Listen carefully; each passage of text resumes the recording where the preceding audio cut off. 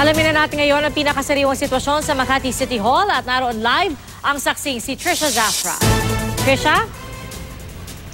Pia, naririto pa rin sa Makati City Hall si Mayor Junjun Binay kasama ang kanyang amang si Vice President Jejomar Binay at dito na raw magpapalipas ng magdamag. Dakong alas 10 ngayong gabi, Pia, lumabas mula sa bagong gusali ng City Hall ang Vice Presidente patungo sa Old City Hall building para kumprontahin si Southern Police District Director Elmer Hamyas. Nagkaroon ng bahagyang tensyon nang hindi magkasundo ang Vice Presidente at ang opisyal. Ang nais ni Binay, malayang makapasok sa City Hall grounds ang kanyang mga taga-suporta na ayaw namang payagan ng mga pulis. Giit ng pulisya, nais nilang pangalagaan lamang ang seguridad sa City Hall dahil baka raw may pumasok na manggugulo lamang. Bagay na binaliwala naman ni Binay at sinabing mga taga-suporta lamang ng kanilang pamilya ang nais pumunta rito, sabay giit na may karapatan ang mga mamamayan sa ilalim ng konstitusyon na magtipon-tipon. Bago yan, Pia, nagkaroon ng press conference ang tagapagsalita ng mga Binay. Nakatanggap po kami ng very credible and reliable information na may balak ang kapulisan at ang DILG na puwersahin na pumasok sa Makati City Hall mamayang madaling araw. Didisperse nila ang mga tao na nagtitipon-tipon dito para lang maipaupo yung kapartido nilang taga-Liberal Party. Ito raw ang plano ng daan-daang pulis na nakapalibot ngayon sa Makati City Hall.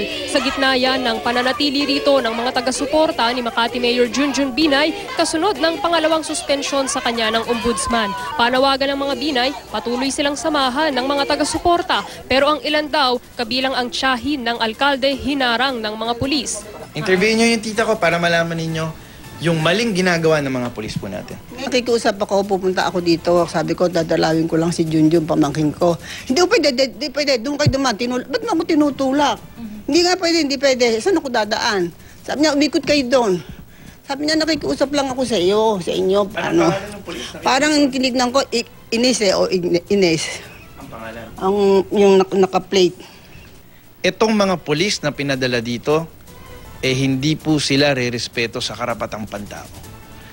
Ang pakiusap po namin sa PNP, meron pa ho tayong konstitusyon, respetuhin po natin yan. Martial ho tayo ulit ngayon . Sagot naman ng NCRPO, naroon lang ang mga pulis para panatilihin ang kapayapaan at kaayusan. Iginiit ng kampo ni Binay na hindi maaaring ipatupad ang suspensyon, lalo't nakapagsampa na sila ng petition for temporary restraining order ngayong hapon sa Court of Appeals. Bagamat ngayon ang huli sa 10 araw na palugit ng ombudsman para sagutin ang resulta ng investigasyon nito, may karapatan daw silang humingi ng extension. Pia, wala pang reaksyon dito ang Office of the Ombudsman. Samantala sa isang pinakabago na namang komosyon dito sa Makati City Hall, ilang minuto lamang bago tayo umere, nagkaroon tayo ng pagkakataong matanong yung itinuturong pulis na di umano ay nanulak sa tiyahin ng alkalde. Itinanggi ng pulis ang paratang. Live mula rito sa Makati, ako si Trisha Zafra, ang inyong saksi.